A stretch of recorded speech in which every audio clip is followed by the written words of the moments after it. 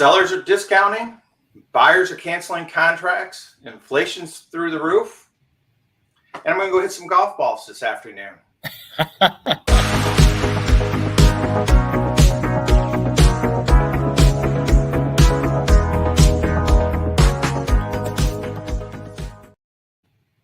Good morning, Brendan Rendo with the Homes in Orlando team at Next Home Neighborhood Realty. And of course, we're joined again by Joseph Dionne of Appli Home Loans.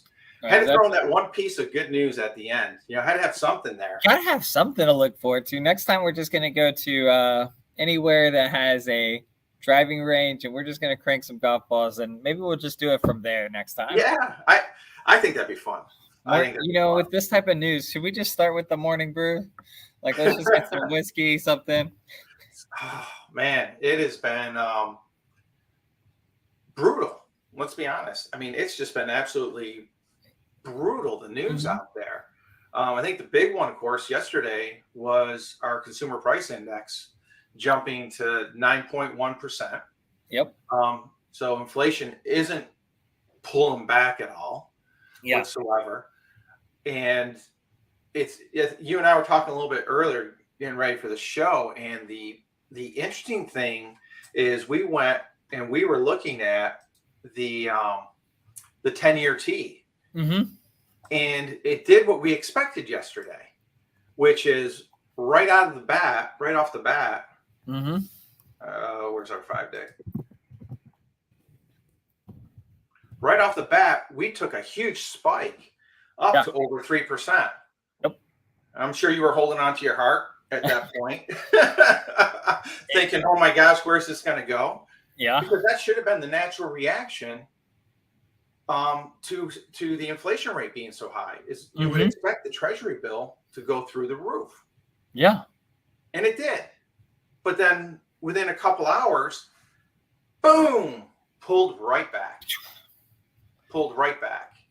And that tells me something. That tells me that investors are more concerned about a recession than they are inflation. And what does that mean for our buyers out there and our home sellers out there? I think we're going to see interest rates hold.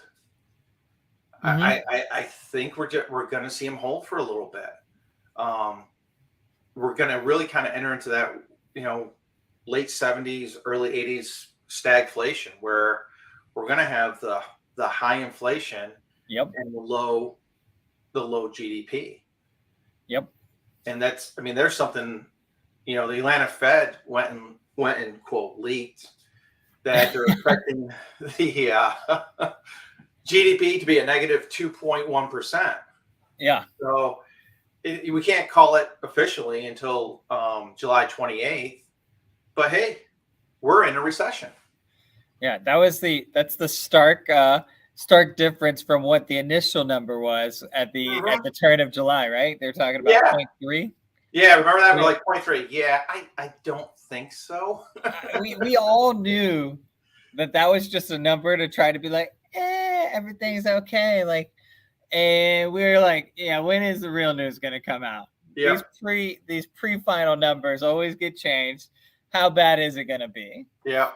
So right now the estimate's negative 2.1, and I think it might be a little bit worse, but we'll see.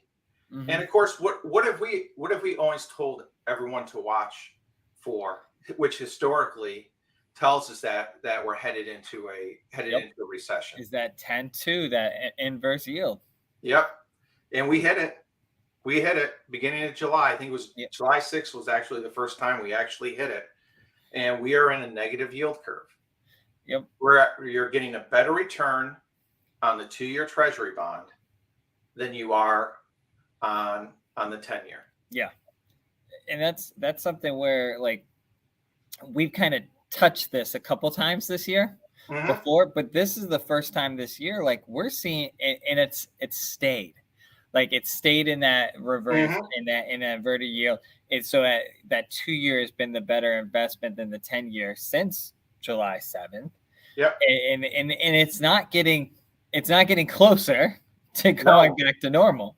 No, it's actually the gap is widening, as you can see. as of July 13th, I mean, negative 0.22. So that's a heck of a shift to get back to just even. Yep. Overall. Yeah. So economically, we're just, you're going to be getting into a softening market. And you, like we had mentioned before, you can feel it. And I think we can really start to see it in the numbers. We're starting to see it in the numbers. Yep. But as you and I had mentioned, Orlando, South Florida, I think we're going to be the last domino to fall in the stack. Yeah. I really believe that. I was looking at some numbers other places in the country, and right now, Boise, Idaho, which was one of the biggest boom areas during the whole pandemic, they have jumped to a 3-month supply of inventory. And they're estimating now that their values are 70% overvalued. What? 70%? 70%. Wow. Yeah. Wow. So, I mean, we're still chugging along. Mm-hmm. You know, we'll see here in the numbers a little bit that we've taken a little bit of a hit, but again, we got to try and figure that one out. But here's the big thing: price decreases. This is in the last 7 days. That's a lot for all of Stellar. Nearly 5,000 price decreases. Yeah. And we've got roughly 29,000 homes. So roughly 20% of our inventory has gotten a price decrease within the past 7 days. Mm-hmm. That's big. That's big. I would say so. That means, I'm noticing, new listings we're picking up, like listings are coming up at a little bit faster rate. We're not getting as many sales. That the numbers aren't quite as fast as we've had in the past. But that price decrease, and I laugh here. You have price increases. The price increases, what are those typically from? Those are like they accidentally listed it for 100,000 when it was supposed to be $1 million. There's a few of those in there. But generally, what those is you'll see an agent will see that something closed. Yep. And it's like, oh, well, that sold for $40,000 more than what I've got mine listed for. $10,000 or $15,000 more. Gotcha. My price. Mm-hmm. Okay, but go back, look at how long the contract it took. When did it go under contract? If it went under contract when rates were sitting at 4.5 or 4, it's a totally different ball game. Yeah. Now it's totally different. And I was explaining that. I was going through some numbers with a seller this week and trying to explain to them we've kind of got to push it maybe a little bit lower, because with interest rates where they are now compared to the beginning of the year, people are looking at about a $450 increase in their payment. Mm-hmm. So you got to watch that. And then you show them, hey, look at the number of showings is down tremendously. Showtime, which is the blue lock boxes that we use, came out with their June numbers, and nationally we're down 24% in showings. So buyers have backed out. Yeah, buyers are slowing down. And then the other big news was we've jumped from roughly about a 10% cancellation rate for contracts up to a 15% cancellation rate on contracts. So buyers are looking at this going, wait a minute, I don't want to overpay. I know it happened in 2007, 2008, where people went crazy, overpaid. Mm-hmm. I'm not going to do that. I think I'm just going to back out and wait. Yeah. It definitely, I think it's so interesting how quickly we saw that consumer shift, right? Because it was the FOMO for so long, right? And now buyers are almost like, wait, I've got a choice. I'm a little more empowered to make a decision that, to think about this a little bit more thoroughly. Yeah. If I'm a buyer right now, number one, I'm not going above list. No reason to. Mm-hmm. Okay. I'm probably going to come in lower. I'm going to ask for some concessions. And if I get an inspection report that's got some stuff that needs to be fixed, yeah, I'm going to ask for it. Mm-hmm. These days of, $20,000 over appraised value, waiving my inspection period, waiving this, waiving that. No, Mm-hmm. no, because that seller is going to feel that urgency because that house didn't sell the first weekend. It didn't sell the second weekend. Holy cow, we only had 3 showings this week. That is a normal market. Yep. We generally kind of have a rule of thumb is, hey, if we're getting 3 to 4, showings on a listing during a week, that we've got it priced pretty well. Yeah. We're pretty close. It's when you're getting that 1 or none, that's yeah, we're gonna have to pull back on the price a little bit. Mm-hmm. So, but let's look at the numbers even a little bit further, because this is the first time that I've seen this, and I can't tell you, maybe 2 years. But if you look, original price, final list price, negative $13,000 average, negative, negative, negative, negative, negative, negative. Every single box is negative. Mm-hmm. And we haven't seen that since pre-pandemic. Yep. Which it's the data is now demonstrating what we kind of were, what we were kind of wondering, like we knew that we were going to see these things, and it was, when is it going to start to happen consistently? Yep. And I think we're finally at, like, rates are where they are, they're bouncing around, but they're kind of there, they're going to go back down at some point, but it's not going to be now. Yeah. Right? Yeah. I think the days of our 3% are gone. Yeah. That's one of those, when I'm 85 years old having a scotch, be like, I remember when I got a 3% interest rate. And well, wait, I'm really curious, and what's going to be really interesting is everybody needs to buy them. People move and they need to buy and sell, and things happen, and but I'm really curious, and this is kind of like larger case study that's going to happen 10, 15 years down the road, is how did all these years, like the year and a half, 2 years impact of like high 2s, low 3s of interest rates on 30-year fixed mortgages? What's the lag impact that it had on the housing market as a whole? Because, I look at it now, and it's just like, I think about myself, and I'm like, well, the rate that I can give myself now versus what I have, like, I can't upgrade to a bigger home without being like, yeah, I'm okay. If I want a bigger home, not only am I going to have to pay a lot more money for it, but the interest rate's going to be significantly higher. And I'm kind of just like, I'm okay with what I got. Yeah. The average, I think the average is 7.5 years, someone in a home, something like that. I think you're going to see that average grow, kick up. Yeah. I'm just like you, 3%, 20-year mortgage, got great equity now. Yeah. But I can't find a thing for the same price, or even a little bit more, that I would like to move into.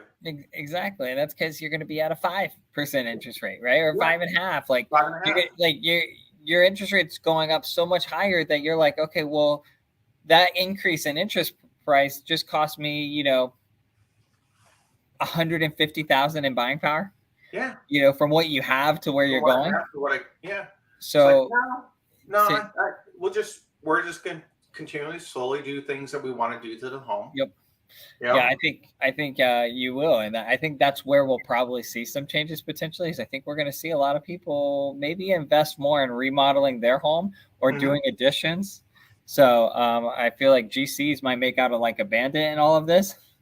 On those remodels and home additions and extensions and stuff. But the interesting thing is, people aren't going to be, I don't think you're going to see as many home equity lines used for it. Yeah. That's the interesting thing. So, but then going back into our numbers, here again, we're seeing the median price, the average price took a big jump. Okay, that's interesting. That's interesting. But the median price pretty much has been sitting flat. We hit our peak mid-May. And where were we mid-May? Like 4.5, something like that? Yeah, right around there. Right around there. But you got to think that's where we were. But a lot of those people were locked in March, April and March, where we might have been at 4 still. Yep. So what you see is, again, we're level. We're leveling. Where you're actually seeing the other parts of the country, they're starting to come down. That median price is starting to come back down. Yeah. But this is the thing. That was the difference that you're talking about of like Central Florida might be that last domino, is we're leveling, whereas a lot of other parts were up, and then down. Yep. But we just leveled off. Correct. Yep. Which, one, strength of our economy. Two, we do still have people moving in here. 3 is for renters. My gosh, does it make sense to buy a house over renting these days? Yeah. Or Orange County is trying to declare an actual housing emergency right now. Really? To do a rental. What is it? They have it up in New York City. Was it where they regulate the rent control or whatnot? Rent control. Yes, thank you. I'm sorry. Yeah, they're trying to put a rent control ordinance into effect. But I know the law with the state of Florida is there has to be a declared housing emergency, and it's a year by year type of thing. Gotcha. So it doesn't stay forever. Gotcha. But when you've looked at roughly, I think it was a 30 to 32% increase in rent in a year for people. That's not manageable. You can't, I know it is what it is, but it's no family really can budget for that. No, you can't. To sit there and be like, hey, all right, my rent is $1,500 a month, and it's like, boom, $1,900. $1,900. Well, either pay it or get out.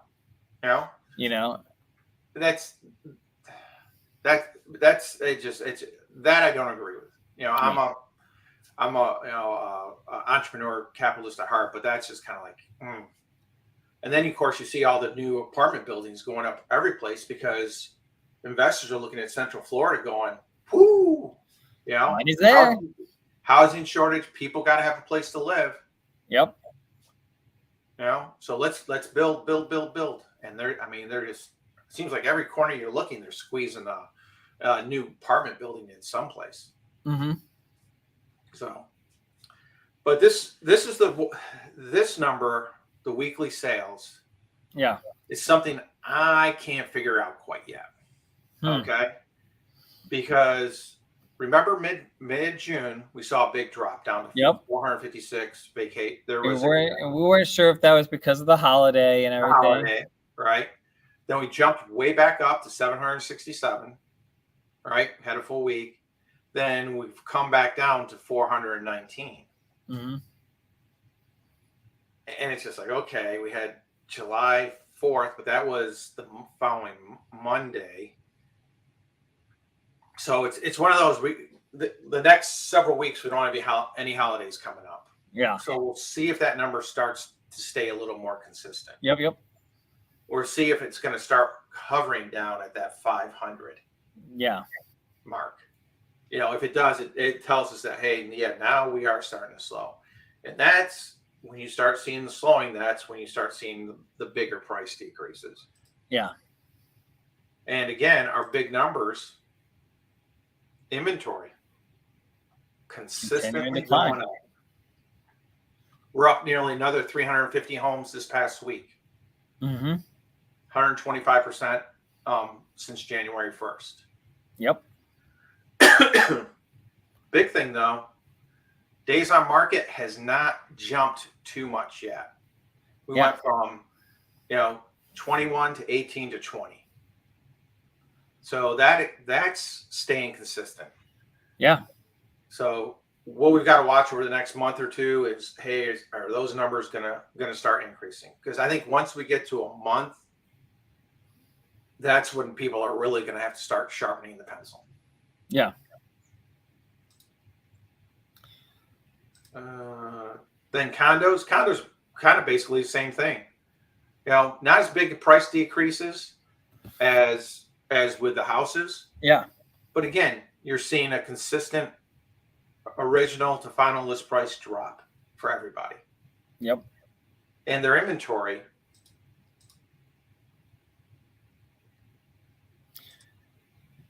Oh, that's weekly sales. They had the same thing with the sales drop, but their weekly inventory is jumping up again as well. So we're starting to see that pattern. Yeah, it's starting to show itself. It's starting to really, we're seeing some consistency to this pattern now. Yeah. It's replicating itself multiple times. I think we're going to start to see this trend a little bit more consistent, and I say stable in this pattern. Like, I don't think we're going to see these plots and kind of, they're all over the place now, but I think they're going to tighten up.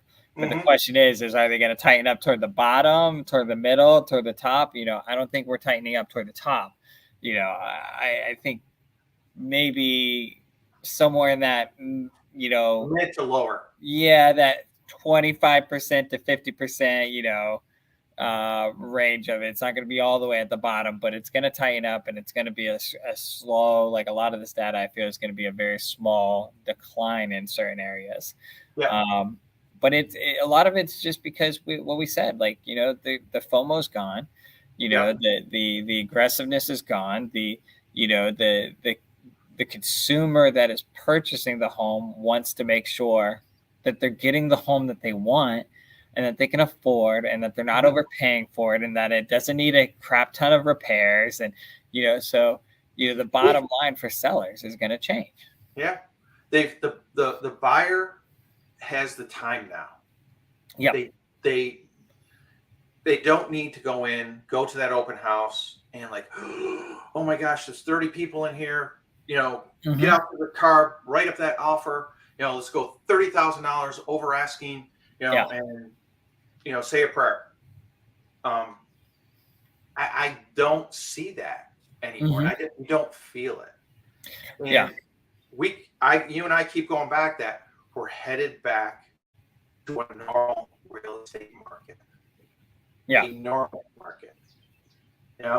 And we've got to reset that level of expectation with the buyers and with the sellers that, hey, yeah, it's slowing down, but it's just slowing down to normal. We're just going to follow the speed limit now.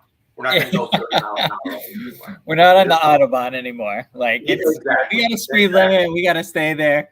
The popo is driving behind us. Yep.